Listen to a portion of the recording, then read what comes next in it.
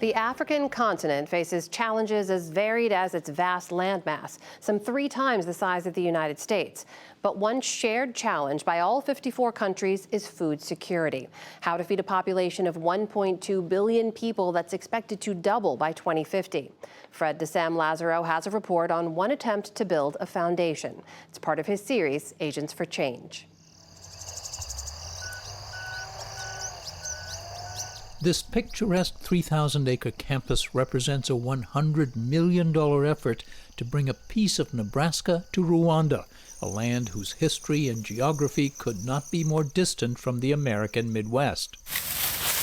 On one small plot, a harvest of corn or maize is being brought in by students whose day is split between farm chores and a rigorous curriculum of chemistry, biology, and mathematics.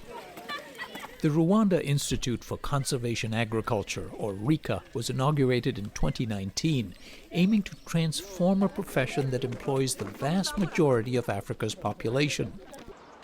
For most, farming is an eternal struggle to earn a living or respect.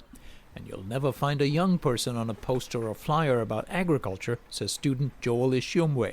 You only find old women who are from the rural areas. You can find some cool guys on those posters. You can find cool guys on those posters. RICA students like this group are arguably cool. Academic high achievers among 84 chosen each year from more than 3,000 applicants.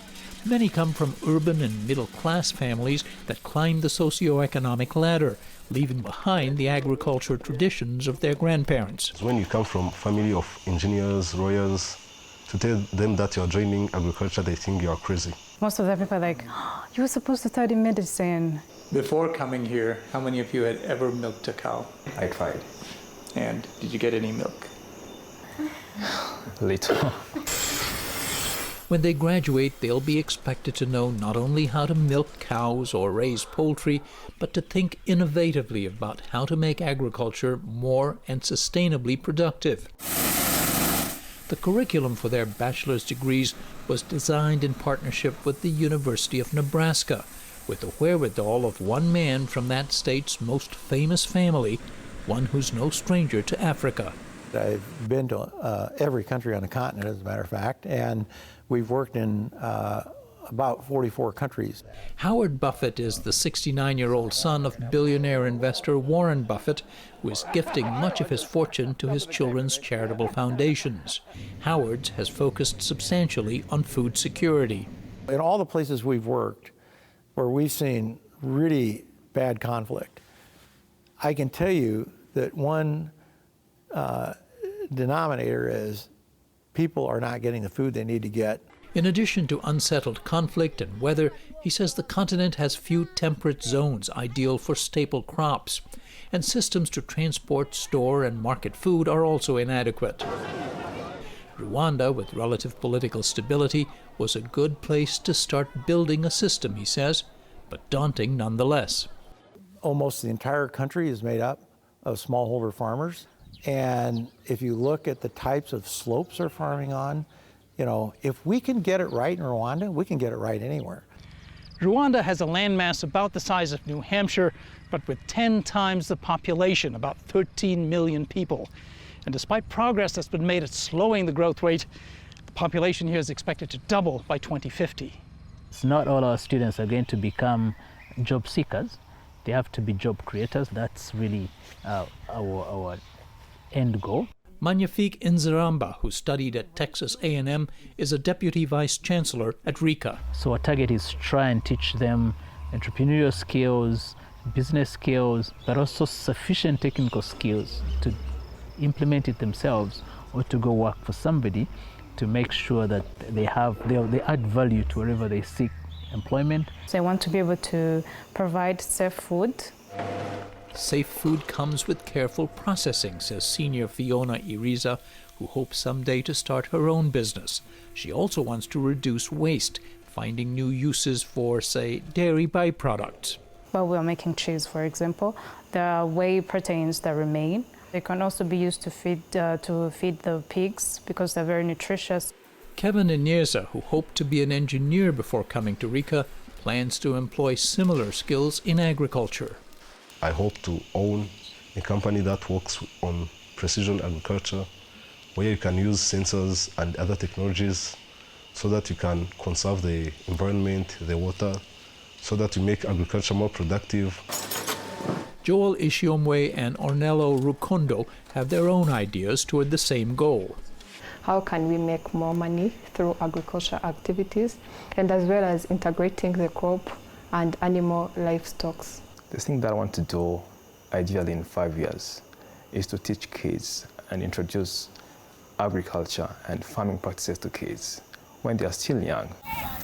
RICA wants to make extension agents of its alumni, imparting knowledge they gain here to help farmers. Maybe they're not using the right seed, and maybe they don't have access to the right fertilizers. So really our job is to listen to them, assess what is right, and then help them improve on what isn't right. It's exactly the model of universities, Nebraska or Minnesota, whose agriculture researchers provide extension services to farmers, as Howard Buffett explained to RICA's first graduating class last year.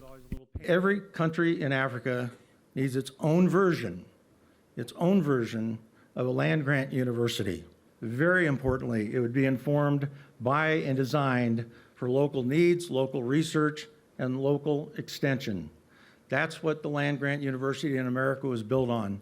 Unlike America, where farms have gotten larger and farmers fewer in number, he says Rwanda's priority is to sustain small rural farms, which have struggled in many developing nations, driving tens of millions of people into overcrowded cities.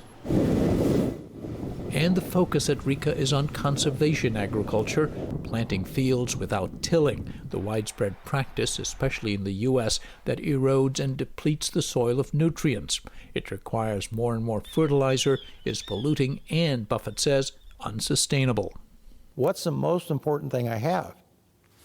It's not my tractor, it's not my drill, it's not my combine. It's the soil. When you can keep that soil in place, you can increase your production, you can maintain your production, and you can keep your water clean. And conservation agriculture is a huge contributor to the solution to several problems. It's not just about how do we help farmers in Rwanda farm better. It's about what does it mean to farm better. They're all split into 8 acres. On his own farms in South Africa, in Nebraska, and here in Illinois, he says, it's meant both his soil and his bottom line remains solidly black. For the PBS NewsHour, I'm Fred DeSam-Lazaro in Decatur, Illinois. Fred's reporting is a partnership with the Undertold Stories Project at the University of St. Thomas in Minnesota.